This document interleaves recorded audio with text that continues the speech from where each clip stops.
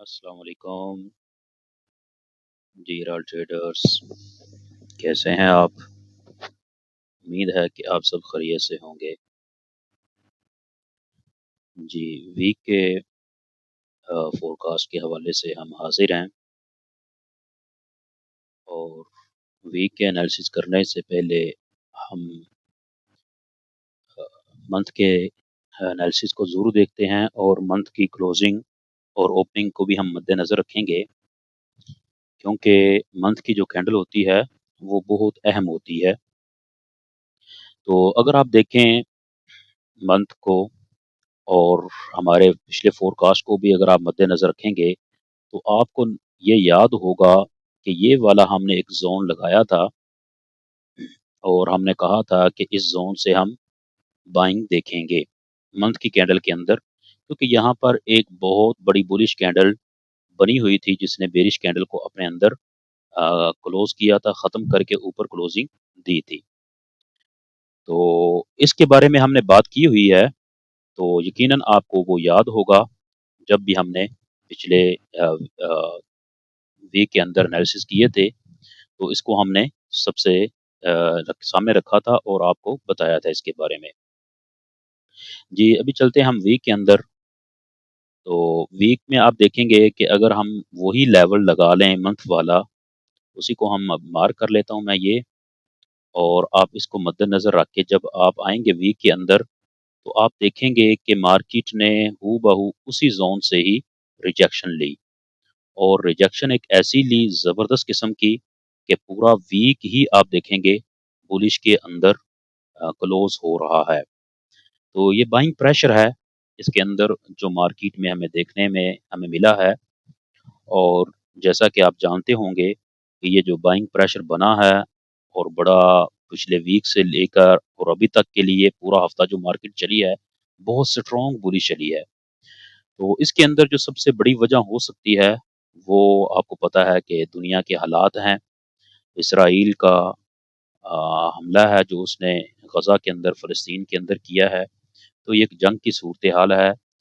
तो यकीनन दुनिया के अंदर जब भी ऐसे मामलात बनते हैं, तो आपको पता है कि मार्केट के अंदर एक अनएक्सपेक्टेड मूवमेंट आती है। तो जंग दुनिया में किसी भी जगह पर हो, किसी भी मज़हब से या किसी भी खित्ते में हो, तो वो अच्छी नहीं होती। तो हमेशा हमें दुआ ही करनी चाहिए कि अल्लाह ऐसे हालात से हर एक को महफूज़ रखे और दुनिया के अंदर जो कुछ हो रहा है, इसके अंदर अल्लाह ताला बेहतरी लेके आए और अल्लाह ताला ज़ालिम को रोके और मज़लूम की मदद करे। हमारी ये दुआ होनी चाहिए कि हमेशा अल्लाह ताला ज़ालिम का हाथ रोके और मज़लूम की अल्लाह ताला मदद करे। तो जंग किसी के लिए भी फ़ायदेमंद नहीं होती, वो कोई चाहे कोई भी मुल्क हो और कोई भी दुनिया का खित्ता हो, तो किसी के लिए भी फ़ायदेमंद नहीं होती। तो इसलिए अगर ये जंग की सूरत-ए-हाल बरकरार रही, अल्लाह ना करे ऐसा हो, अल्लाह ताला इसके अंदर रहम फ़रमाए और हालात कंट्रोल के अंदर रहें। तो अगर खुदा ना ख़ास्ता ऐसा मामला बन जाए कि ये जंग बढ़ती जाए या आगे इस तरफ चलती गई, तो गोल्ड के अंदर बहुत ज़बरदस्त किस्म की बुलिश मूवमेंट मज़ीद आ सकती है। याद रखना, अगर हालात कंट्रोल ना होए, ये जंग फैलती गई और एक मुल्क से दूसरे मुल्क, दूसरे से तीसरे मुल्क, क्योंकि आपको पता है कि जब ये जंग का मामला होता है तो एक दूसरे के मुल्क दूसरे की हेल्प करने के लिए आते हैं और फिर ये दायरा-कार बढ़ता रहता है। तो ऐसा नहीं होना चाहिए। तो अगर खुदा ना ख़ास्ता अगर ऐसा मामला बनता है, तो गोल्ड मज़ीद ऊपर जा सकता है। उसके लिए कैसा है, ये एक इसका लेवल है, अगर मार्केट इसके अंदर क्लोज़िंग इससे ऊपर क्लोज़िंग कर देती है, तो ये मज़ीद ऊपर इसके कोई लेवल नहीं है इसको रोकने के लिए, ठीक है ना? तो ऐसा हो सकता है कि मार्केट फिर या इस ज़ोन में आ जाए। ये 2000 का जो ज़ोन है ना, इसके आस-पास मार्केट आ जाए। अगर यहाँ भी ना रुकी और जंग के हालात ऐसे ही रहते हैं, कोई इसके अंदर रुकावट नहीं आती, तो गोल्ड हो सकता है कि अपनी हाई को भी ब्रेक कर जाए, ठीक है ना? ये मुमकिन है। ये जो पिछली सारी मूवमेंट आई है ना, ये आपको पता है जंग की वजह से आई है और जब पिछला वीक ओपन हुआ था, आप जानते हैं कि वो ये देखें, जब ये ओपन हुआ था, तो जिस दिन ये जंग की सूरत-ए-हाल बनी थी, तो बहुत बड़ा गैप आया था इसके अंदर। ये आप सबको मालूम होगा। तो ये एक डेढ़ तकरीबन 150 पिप का ये गैप था। तो मार्केट देखें कि अभी तक वो गैप को फ़िल ही नहीं कर पाई। यानी ये जंग की सूरत-ए-हाल है और बाय चांस ऐसी मूवमेंट हुई है जो किसी ने सोची यकीनन आपने भी नहीं सोची होगी कि इस तरह की मूवमेंट होगी क्योंकि जंग होती है ना, तो अचानक ही किसी के दरमियान में ये चीज़ें और वाक़या या रूनुमा हो जाती हैं। तो ऐसी सूरत-ए-हाल हमारे सामने होनी चाहिए और इन चीज़ों को हमें मद्देनज़र रखना चाहिए कि जब भी ऐसा मामला दुनिया के किसी खित्ते में या किसी भी जगह पर बने, तो हमें मार्केट को उस जंग की सूरत-ए-हाल की तरफ देखना चाहिए, ना कि हम टेक्निकल एनालिसिस को आज़माते रहें। यहाँ पर टेक्निकल एनालिसिस काम नहीं करते। क्योंकि आपको पता है कि जब भी क्राइसिस दुनिया में आएगा, चाहे कोरोना की शक्ल में हो या किसी और शक्ल में, जंग की सूरत-हाल में हो या रूस और यूक्रेन की जो जंग हुई थी, उस वक़्त भी आपको पता है क्या सूरत-हाल बनी थी। कोरोना के अंदर भी क्या बना था और आज जो इसराइल और फ़लस्तीन की जो मामला बना हुआ है, उस हवाले से भी आप देख सकते हैं कि ये सारी जो मूवमेंट हुई है, ये सारी उसी तरह की है, जंग की सूरत-हाल की वजह से है। ठीक है ना? अब इसको मद्देनज़र रखिएगा कि आने वाले जो मूवमेंट है, वो जंग की सूरत-ए-हाल या हालात को मद्देनज़र रख के आप चलिएगा और गोल्ड के अंदर आप सेलिंग को तो मैं नहीं कहूँगा अभी आप देखें, क्योंकि बाइंग प्रेशर बहुत ज़्यादा है और हालात आपको पता है कभी कंट्रोल में नहीं आ रहे। तो बेहतर होगा कि आप इसको सेल की तरफ ना देखें।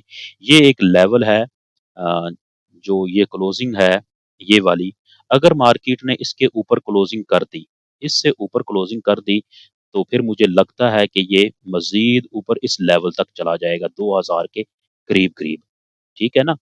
तो फिर उससे भी अगर निकल गया तो फिर ये मज़ीद ऊपर चला जाएगा जैसे कि मैंने बताया है।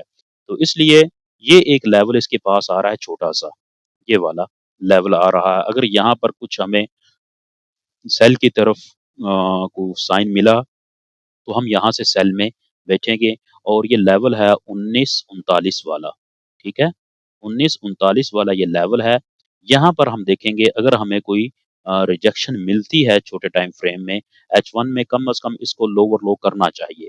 H1 में इसको लोअर लो करना चाहिए और तब ही आप सेल में बैठना या M30 में, ये 2 बड़े टाइम फ्रेम है, इनको मद्देनज़र रखिएगा, H1 और M30 इनमें जब लोअर लो बन जाए इस लेवल पर, तो फिर आप सेल की तरफ देखना, अदरवाइज़ आप सेल की तरफ बिल्कुल भी ना देखना, क्योंकि मार्केट के अंदर मूवमेंट बड़ी फ़ास्ट हो सकती है और ये भी मुमकिन है, याद रखना हो सकता है कि ये गैप के साथ ओपन हो। मंडे को जब मार्केट ओपन हो और जैसा कि पिछला गैप हुआ था जंग की जब सूरत-हाल बनी थी, तो बहुत बड़े गैप के साथ आई थी मार्केट के अंदर। तो इसी तरह ये भी मुमकिन है कि मंडे वाले दिन जब मार्केट ओपन हो, तो ये एक बड़े गैप के साथ ओपन हो, क्योंकि जंग की सूरत-हाल खतरनाक लग रही है, अभी तक की जो सूरत-हाल हमारे सामने आ रही है, हालात अभी कंट्रोल में नहीं है। तो इसलिए ये वीक हो गया, अब हम चलते हैं डे के अंदर। तो जैसा कि आप देख रहे हैं कि ये गैप मौजूद था, मार्केट को चाहिए था, जब ये सेल की कैंडल बनी थी ना और इस लेवल के पास बनी थी, तो यहाँ से इसको एक छोटी-सी रिजेक्शन लेनी चाहिए थी, मार्केट को ये नीचे इसको टेस्ट करना चाहिए था। उसूलन जो मार्केट का टेक्निकल चीज़ें हैं ना और जो जिस चीज़ पर हम चल रहे होते हैं, उसूलन और टेक्निकल के तौर पर इसको ये लेवल टेस्ट करना चाहिए था, फिर उसके बाद ये बाई की तरफ जाती। लेकिन बार-बार वही बात है कि जंग की सूरत-हाल की वजह से ये ऐसा नहीं हो सका। अगर ये जंग ना होती, हालात इस तरह के ना होते, तो गोल्ड ने ऐसे लंबी मूवमेंट नहीं देनी थी। बाय चांस अचानक ये मूवमेंट नहीं आनी थी। गोल्ड ने ऐसा ही करना था, इधर से कहीं से भी ये नीचे डाउन में आना था, यहाँ से फिर इसने बाई की तरफ निकलना था अगर इसने बाई की तरफ जाना होता। लेकिन ऐसा हमें देखने को बिल्कुल भी नहीं मिल रहा। ये एक पुल बैक बिल्कुल भी नहीं कर रहा, बल्कि सेल की तरफ आप देखेंगे तो वो बराए नाम आ रहा है। छोटी-सी सेल की कैंडल बनाता है और उससे बड़ी कैंडल वो बाय की बना रहा है। और जैसा कि फ्राइडे की आप कैंडल देखें, बहुत स्ट्रॉन्ग किस्म की कैंडल बनाई है। तो इसलिए मैं बार-बार बता रहा हूँ कि इसको सेल की तरफ ना देखना, बाय की ही तरफ देखना। बाइंग प्रेशर इसमें बहुत ज़्यादा आ रहा है और वही लेवल हमारे पास भी आ रहा है, जिस लेवल को हमने वीक से निकाला है, डे के अंदर इसको क्लोजिंग को रखें, तो 1940 का 39 और 40 के पास वाला जो लेवल है ना, इसको आप मद्देनज़र रखिएगा। अगर यहाँ पर मैं अपनी बात को रिपीट कर दूँ, H1 में अगर या M30 में आपको लोअर लो मिले तो, ठीक है? इसको याद रखिएगा, लोअर लो के बाद ही आप सेल करेंगे, उससे पहले आप सेल नहीं करेंगे, ठीक है? अगर आपने इस ये लोअर लो बढ़ने से पहले H1 में या M30 में आपने पहले सेल कर दी, तो वो आपकी सेल लॉस में जा सकती है, आपको लॉस हो सकता है, मार्केट बाय में चली जाएगी, ठीक है? ये पहला साइन होगा अगर मार्केट ने यहाँ से रिजेक्शन देनी हुई तो वो H1 में या M30 में लोअर लो बनाएगी। तो ठीक है ना? अब हम चलते हैं H4 में। और H4 में भी आप देख रहे हैं कि बहुत बड़ी-बड़ी कैंडलें आ रही हैं और यहाँ से ये देखें, ये एक ज़ोन अच्छा था जिसकी हमने अभी डे के अंदर उसको देखा है, इसको यहाँ से रिजेक्शन करनी चाहिए थी, लेकिन गोल्ड ने बिल्कुल भी नहीं की और जो मूवमेंट हुई है ये देखें बुलिश की तरफ, बहुत स्ट्रॉन्ग बुलिश की तरफ हुई है। और 1-2 भाइयों के साथ मेरी बात भी हुई थी, मैंने उनको भी कहा था उस वक़्त कि आप इसको सेल ना करना, छोटी-मोटी इसने सेलिंग दी है, आपने भी देखा होगा कि इसने छोटी-मोटी सेलिंग दी है लेकिन कोई स्ट्रॉन्ग सेलिंग नहीं दी इसने, ठीक है ना? ये एक सेल आई थी न्यूज़ की वजह से, आपको याद होगा इसके बारे में अच्छा छोटा-सा सेटअप बना था, लेकिन फ्राइडे वाले दिन फिर एक बड़ी लंबी मूवमेंट आ गई इसके अंदर, H1 और H4 को अगर आप देखें तो ये मैं बता दूँ आपको कि ये जो हमारा ज़ोन लगा हुआ है, ये एक अच्छा ज़ोन है और अच्छी लेवल पर है और ये एक सप्लाई ज़ोन है।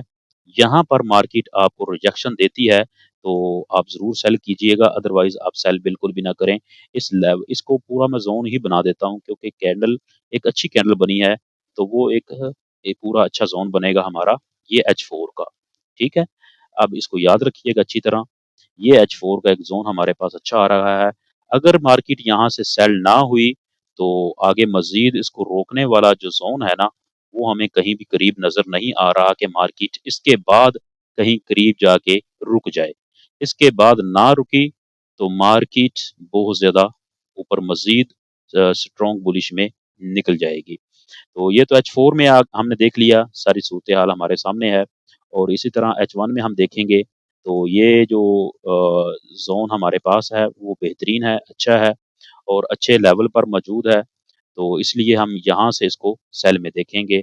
अगर हम मंडे को या उससे आगे हमें कहीं भी यहाँ पर 1 में H1 में या M30 में यहाँ पर हमें लोअर लो मिलता है, तो हम सेल करेंगे, अदरवाइज़ हम सेल नहीं करेंगे। तो ये थी सारी सूरत-ए-हाल। अगर आप छोटे से टाइम फ्रेम में देखें ना, तो मार्केट क्या काम कर रही है।